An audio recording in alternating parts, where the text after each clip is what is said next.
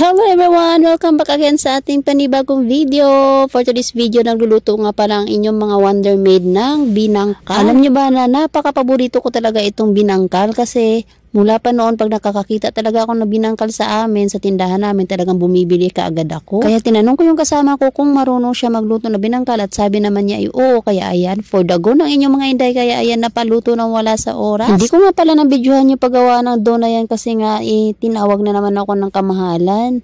Kaya ayan, kung makikita nyo, dyan na muna sa part na yan ang nakikita nyo na nagbibilog na lang ako dyan ng dough. At yung kasama ko naman ang taga-prito, ayan, o diba nakikita nyo talagang nabibiak-biak na siya. Yan talagang gustong-gusto ko yung malutong na malutong. Shoutout ka pala dyan sa kasama ko na habang nagpiprito ay sumasayaw-sayaw. O sige, sayaw lang ate, kaya mo yan. Alam niyo bang mas masarap ito pag kinabukasan na yung pangkape mo? Ay naku, napakasarap ito i-partner sa kape. Comment nyo nga dyan mga idol kung kumakain din ba kayo na binangkal. Fast forward na nga tayo dyan sa pagpiprito, kaya ayan, napakabilis-bilis talaga namin. Binilisan na nga talaga namin kasi nga sabik na talaga akong kumain ng binangkal. Kaya shoutout dyan sa kasama ko, maraming salamat at makakakain na naman ang inyong inday ng binangkal. Thank you Lord. Ayan, itsura pa lang, busog na talaga. Hay nako, sabik na talaga. Takam na takam talaga ako ng kumain na niyan sa pagkakataon na yan. Kaya ako bilog lang ng bilog at iniisip ko sana pagkain na to.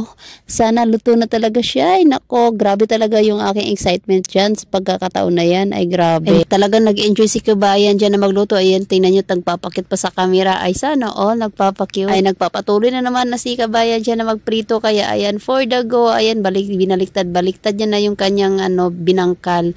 O diba, ganyan na pala pagluluto ng binangkal guys. Napakasisiw lang. Napakatagal ko na talagang gustong-gusto magluto niya pero hindi ko talaga alam kung paano. O ngayong alam ko na, pwede na ako magluto kung kahit wala yung kasama ko. Ay thank you, salamat sa iyong pag-share na iyong munting recipe. Shoutout nga pala sa videographer namin dyan. Maraming salamat at binidyohan mo kami. Ganyan lang pala ang pagluto guys. Hindi malakas yung apoy kasi daw pag malakas, hindi daw malutong ang kalalabasan. Kaya ayan, kung makikita nyo, o diba, naka-slow motion yan guys. At thank you talaga sa nagturo sa akin. Maraming salamat kasi dagdagan na naman yung aking recipe sa akin, alimpatakan. Sino ba namang hindi gaganahang kumain yan? O diba, itsura pa lang, busog ka na. Tapos na nga tayo magluto. O kung makikita nyo talaga, napakaganda talaga ng ating luto for today. O sa mga kabayan dyan na namimiss ang binangkal, comment nga kayo kung natatakam pa ba kayo dyan. Siyempre masarap ito sa napakalamig na soft drinks. Kaya ayan, lafang na mga inday. Handa na ba kayo? Pasensya na, maglalaway na naman kayo ngayon. But anyways, thank you so much for always supporting me. Please comment kung saan kayo naroon ngayon at maraming salamat. See you again sa ating susunod na vlog. Bye bye. Thank you very much.